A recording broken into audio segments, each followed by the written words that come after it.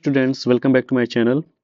जैसे कि पता है आपको मोस्ट इंपॉर्टेंट क्वेश्चन सीरीज चल रहा है, उसमें मोस्ट इंपॉर्टेंट क्वेश्चन हम लगा रहे हैं जो प्रीवियस ईयर में पूछे गए हैं और बोर्ड 2026 को ध्यान में रखें। ठीक है, तो ज्योमेट्री चल रहा है। ज्योमेट्री में मैंने पॉलिनोमियल कवर कर लिया है। अब linear equation in two variable इसमें चल रहा है, तो आपको जैसा कि पता होना चाहिए ज्योमेट्री कितने नंबर का आ रहा है, 20 मार्क्स का। बात है इस संबंध में, जिसमें से आपका 4 चैप्टर आने वाले हैं। पॉलिनोमियल आएगा, लीनियर इक्वेशन इनटू वेरिएबल आएगा, एंड क्वाड्रेटिक इक्वेशन आएगा, और आएगा अरिथमेटिक प्रोग्रेशन। ठीक है, और आपको पता है प्रत्येक चैप्टर से तो क्वेश्चन पूछे ही जाएंगे। तो आ जाओ देखते हैं कौन से क्वेश्चन। तो लीनियर इक्वेशन टू वेरिएबल का मैंने पार्ट फर्स्ट बना चुका हूँ, प्लेलिस्ट में है, जाकर आप देख सकते हैं। ठीक है, अब हम इसमें का पार्ट सेकंड, जैसे कि एग्जांपल नंबर 4 देख लीजिए। एग्जांपल भी मोस्ट इंपॉर्टेंट आपके होते हैं, तो एग्जांपल को ना छोड़े, खासतौर पे एग्जांपल भी लगाएं। बात है समझ में। तो कह रहा कि solve the pair of linear equation by the substitution method. तो सब्स्टिट्यूशन मेथड से अगर बोल लिया तो आपको सब्स्टिट्यूशन ही सॉल्व करना है, वहां पे एलिमिनेशन लगाना नहीं है। तो आप सब्स्टिट्यूशन का भी प्रैक्टिस करके जाएंगे। ठीक है, कभी कभार पूछ लेता है सब्स्टिट्यूशन। ठीक है, अगर एक नंबर देगा अगर सब्स्टिट्यूशन सॉल्व करने को, मिनिमम 2 नंबर या 3 नंबर में देगा ही देगा। ठीक है, तो आ जाओ, जैसे हम इनमें के क्वेश्चन हम लगाएंगे कुछ सब्स्टिट्यूशन से। ठीक है, आ जाओ चलते हैं। और 6वां क्वेश्चन बहुत इंपॉर्टेंट बन जाता है। इसमें के और भी क्वेश्चन है जो जैसे कि ये क्वेश्चन नंबर 3, ये भी इंपॉर्टेंट हो जाता है। तो नंबर्स वाले भी क्वेश्चन हो जाते हैं इंपॉर्टेंट। ठीक है, तो आ जाओ हम लगाते हैं जो इंपॉर्टेंट क्वेश्चन है। ठीक है, तो बिना देर किए, तो एग्जाम्पल नंबर 6 देखें।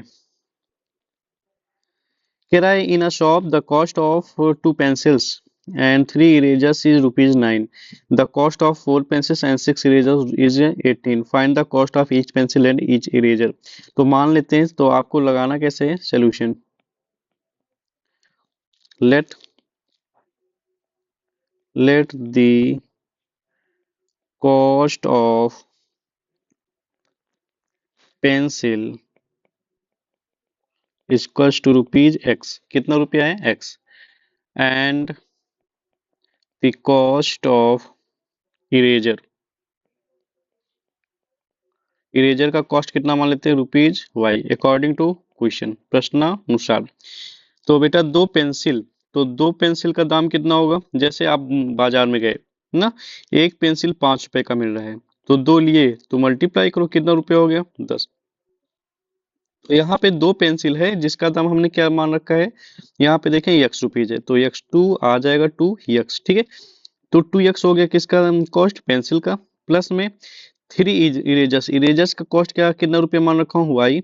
इन दोनों को मिला के कितना रुपया टोटल खर्च होता है, 9 रुपया खर्च होता है। ठीक है, and the cost of 4 pencil 4x, plus में क्या हो जाएगा 6 इरेजर इक्वल्स टू 18।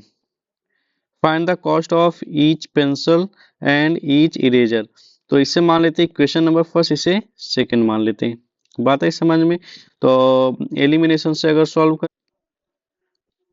हम क्या करेंगे, अब हम मल्टीप्लाई करेंगे इक्वेशन नंबर आपके फर्स्ट में किससे, 2 से multiply. Now we multiply by 2 in equation number first. We have, multiply करें तो आएगा क्या 4x प्लस में 6y इक्वल टू 18 ना। तो here equation first and second are both same, दोनों क्या है सेम। इसका मतलब that it has infinitely many solution. इसका मतलब इसके कितने सोल्यूशन होंगे, इनफाइनेटली मैनी सोल्यूशन। अगर इनफाइनेटली मैनी सोल्यूशन इसके हो रहे हैं तो so we can't find a specific price of pencil and eraser. हम पेंसिल और इरेजर का स्पेसिफिक कॉस्ट नहीं पता कर सकते। अच्छा, अगर आपको कोई कहे कि अब कॉस्ट ही क्या होगा, तो बेटा एक इक्वेशन लो, जैसे 2x plus 3y equal to 9, इसको राइट हैंड साइड भेज दो, 2x equal to 9 minus 3y, 2 चला जाएगा डिवाइड करने, तो x इक्वल टू क्या आएगा 9 माइनस 3y अपॉन में 2। ये x की प्राइसिंग हमेशा आता जाएगा। ना। यहाँ पे y की प्राइस रखोगे तो x आएगा, मतलब कि वैल्यू क्या होगा, हमेशा चेंज होता रहेगा, ठीक है, सबके लिए। तो इनफाइनेटली नंबर ऑफ प्राइस हम डिटरमाइन कर सकते हैं इसका, ठीक है। जैसा कि आप जानते हो, अगर दोनों इक्वेशन क्या हो जाते हैं, सेम हो जाते हैं, तो उनके इनफाइनेटली मेनी सोल्यूशन बनेगा। इसका मतलब इसके प्राइस क्या बनेंगे, वेरीज होंगे ना, इनफाइनेटली प्राइस बन सकते हैं दोनों के, ठीक है। अब ऐसे ही सातवां क्वेश्चन है, two rails are present by the equations. ये देखो दो इक्वेशन दिए गए हैं, जैसा कि आप देख सकते हैं। अगर हम इन दोनों इक्वेशनों को सॉल्व करेंगे तो कोई स्पेसिफिक वैल्यू नहीं पता चलेगी, क्योंकि ये दोनों कट जाएंगे, क्योंकि दो से मल्टीप्लाई करोगे दोनों वैल्यू सेम आ जाएंगे और ये कट जाएगा। ओनली वैल्यूज आएंगी जो कि पॉसिबल नहीं है, ठीक है। तो अगर ये कैसी कंडीशन है, अगर आपको पता हो, मैं बोला था A1 A2 अपॉन में B1 B2 दोनों इक्वल टू हो जाए, but does not equal to C1/C2 हो जाए, तो कैसी चलेगी, पैरेलल, क्या पैरेलल होगी, ठीक है। तो ऐसे कंडीशन में लाइन कहाँ जाएगी, पैरेलल जाएगी। बात आई समझ में। तो ऐसे कंडीशन में जैसे कि आप देखें यहाँ पे 1/2 बनेगा, इसका कंपैरिजन करें, इज इक्वल टू 1/2 बनेगा और इज इक्वल टू 1/3 बनेगा, तो ये बराबर नहीं है। तो ये लाइन पैरेलल होगी, मतलब कि ये दोनों ट्रेन एक दूसरे को पटरियां कट नहीं करेंगी, और ये दोनों ट्रेन पैरेलल ही चली जाएंगी, एक दूसरे को कहीं पे नहीं कट करेंगे, ठीक है। इसमें ये था। तो ये देखो, इसमें सोल्यूशन दिया गया है, which is the false statement, therefore the equation do not have a common solution, so the two rails will not cross each other, ठीक है। एक्सरसाइज 3.2 आ जाओ। 3.2 में सब्स्टिट्यूट पहला है बाय सब्स्टिट्यूशन मेथड, तो आज जो सब्स्टिट्यूशन मेथड देखते हैं कैसा लगता है, ठीक है। तो पहला क्वेश्चन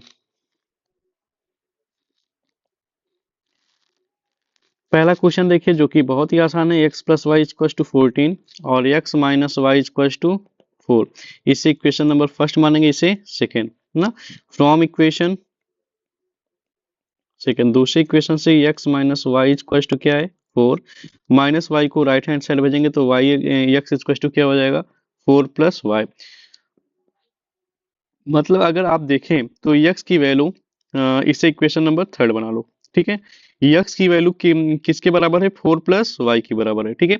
मतलब कि हम x की जगह 4 प्लस वाई लिख सकते हैं, ठीक है।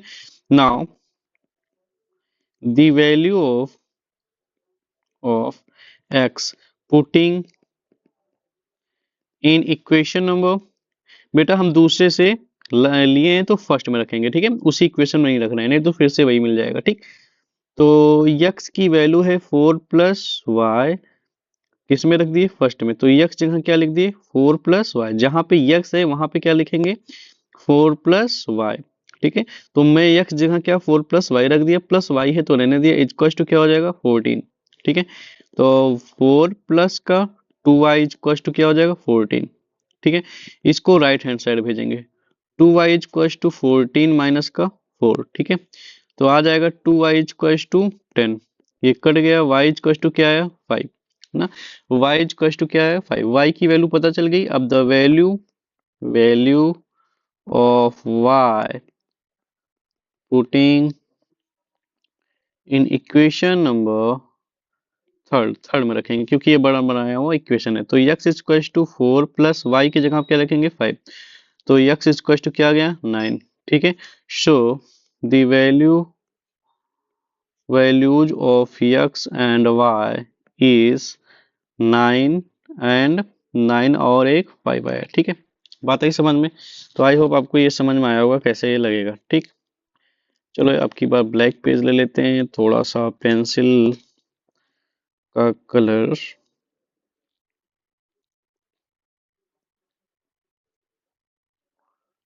वाइट ले लेते हैं, ठीक।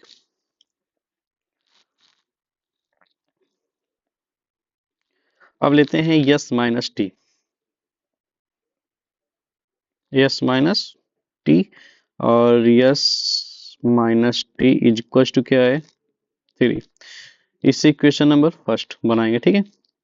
और दूसरा बना लेते हैं s by 3 plus t by 2 is equal to 6। इसे इक्वेशन नंबर सेकेंड बना लेते हैं। तो from equation number second, second equation से we multiply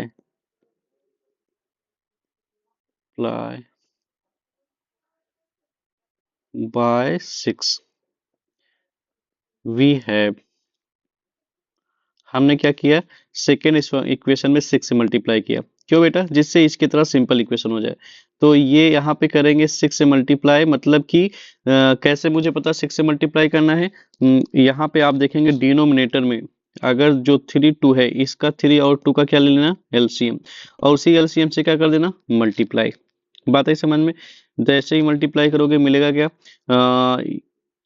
6 into s by 3 plus 6 into t by 2 equal to 6 into 6 आएगा क्या? ओवरऑल 3 2 जा 6, 2s प्लस में 2 3 जा 6, 3 टी इज इक्वल टू 6 6 जा 36। ठीक है, ये इक्वेशन नंबर हम लिख लेंगे third. Now from equation first s is equal to क्या हो जाएगा? 3 प्लस टी। ठीक है, इस माइनस टी को भेज देंगे राइट हैंड साइड, तो यस की वैल्यू ये आ गई। ठीक है, अब हम थोड़ा सा इसमें जगह कम बन पा रहा है, तो हम लेते हैं नेक्स्ट पेज, जो कि लेते हैं पेज 9। मिलेगा क्या? S equal to 3 plus t, values को किस में रखेंगे? इसमें 2 प्लस यस प्लस 3 टी में 2s 2s plus 3t is equal to 36, और s की वैल्यू आई 3 प्लस टी, तो 2 इंटू यस की जगह क्या रहेगा? 3 plus t plus 3t equal to 36। ठीक है, इसका अंदर मल्टीप्लाई करेंगे, 2 3 जा 6, 2 का फिर टी में होगा तो क्या हो जाएगा? 2t प्लस का 3t इक्वल टू 37। ओके, 6 3 2 कितना हो जाएगा? 5t equal to 36। 6 को राइट हैंड साइड भेजेंगे तो आएगा 5t इक्वल टू 36 माइनस का 6, 5t 36 में से 6 जाएगा और ये कट गया तो आएगा t इक्वल टू 5 6 जा 30, तो t की वैल्यू क्या आई? 6 आई। ठीक है, अब the value of t putting in equation number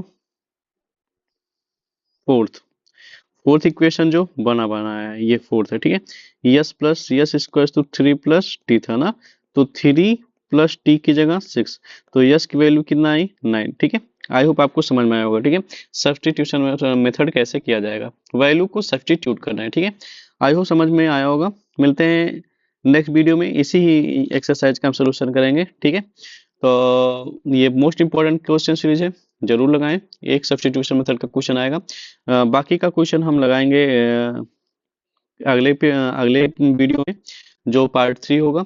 ठीक है, तो उसमें हम पूरा कवर कर लेंगे, जिससे खत्म हो जाएगा लीनियर इक्वेशन, फिर क्वाड्रेटिक चैप्टर, और 5 चैप्टर 5 में बना ही चुका हूँ अर्थमेटिक प्रोग्रेशन का, तो ये भी 20 नंबर कंप्लीट हो जाएगा। फिर बचेगा हमारा स्टैटिक्स और प्रोबेबिलिटी। ठीक है, और मेंसुरेशन, तो उसको हम कवर करेंगे। ठीक है, आई होप आपको समझ में आया होगा। वीडियो अच्छा लगे तो लाइक सब्सक्राइब और शेयर करना ना भूलें, और अपने मित्रों के पास शेयर करें। जाएं प्लेलिस्ट में, इंपॉर्टेंट क्वेश्चन जो लगा है उसको जरूर लगाएं। आपका 80 नंबर कवर होगा। 80 नंबर में आपको, जिसमें से मोस्टली मैं गारंटीड कह सकता हूँ 60% से ज्यादा क्वेश्चन देखने को मिलेंगे। ठीक है, सेम टू सेम ऐसे क्वेश्चन रहेंगे, सिर्फ डिजिट चेंज हो सकता है, बाकी क्वेश्चन वही हो सकता है। ठीक है, तो मोस्टली तो क्वेश्चन वही आएंगे। ठीक है, धन्यवाद क्लास, मिलते हैं।